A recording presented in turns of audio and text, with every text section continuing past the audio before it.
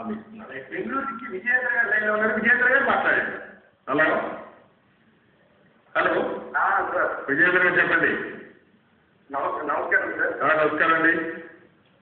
నేను విజయేంద్ర రెడ్డి సార్, బెంగళూరు నుంచి. చెప్పండి విజయేంద్ర, చెప్పండి.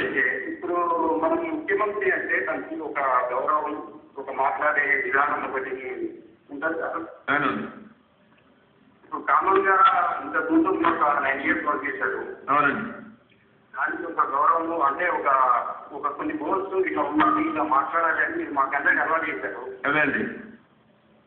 ఇప్పుడు ఎట్లా ఉంది అంటే, ఇప్పుడు కొన్ని సంవత్సరాలు ముఖ్యమంత్రి నీకే అతని మీద ఆ మాత్రం గౌరవం లభిస్తుంటే మధ్యలో మార్చుకుంటారు సార్.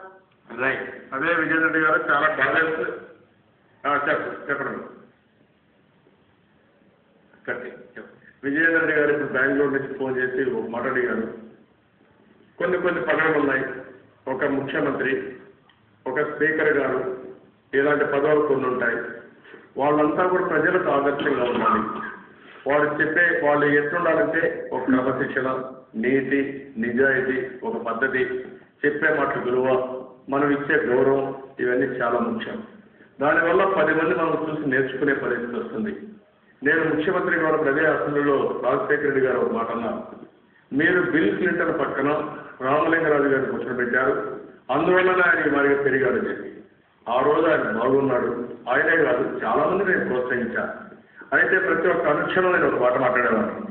క్రమశిక్షణతో ఉండాలి, కష్టపడి పనిచేయాలి, అవినీతి లేకుండా నీతివంతంగా ముందుకు పోవాలి, తెలుగు జాతి అనుకుంటే ఏదైనా సాధ్యమని నేను అందరినీ ప్రమోట్ చేశాను. అందులో ఆయన ఒకటి. ఈయన వచ్చిన తర్వాత ఆలోచించింది, మీరు కష్టపడక్కర్లేదు, ఈజీగా డబ్బులు వస్తుంది, ప్రభుత్వ ఆస్తులు ఉన్నాయి, అదే మరి భూగర్భ ఖనిజ సంపద ఉంది, ఇవన్నీ ఇస్తాను, ఆస్తులు పెంచుకోమన్నారు. దీంతో చాలా మందికి ఆలోచన మరి వాళ్ళంతా కూడా ఇది జరిగింది. అందుకనే ముఖ్యమంత్రి నేను చెప్పిన అసెంబ్లీలో కూడా మీ వల్ల, మీ సాన్నిహిత్యం వల్ల ఆ రోజు నేను బిల్ క్లింటన్ పక్కన రామలింగరాజు గారు కూర్చోబెట్టాను. ఈ రోజు అలాంటి వ్యక్తిని చెడగొట్టి మీరు జైల్లో కూర్చోబెట్టే పరిస్థితి తీసుకొచ్చారు అని కూడా చాలా స్పష్టంగా చెప్పారు. అయితే ఈరోజు మీరు అడిగిన దానిపైన ఒకసారి బాధేస్తుంది.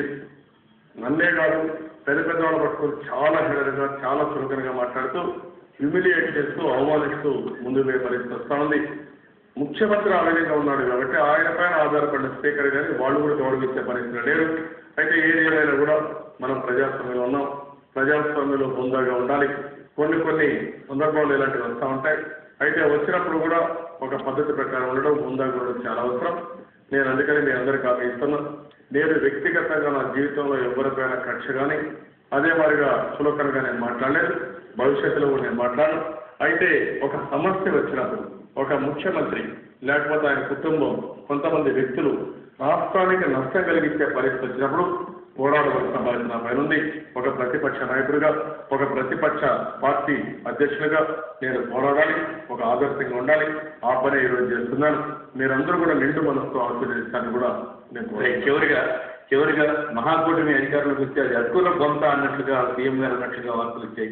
దాని మీద మీరే ఉంటారు. తర్వాత ప్రత్యేక రాష్ట్రంలో రాయలసీమ వంటి డిమాండ్లు కూడా వస్తాయి కదా, దాన్ని ఎట్లా చేస్తారనేది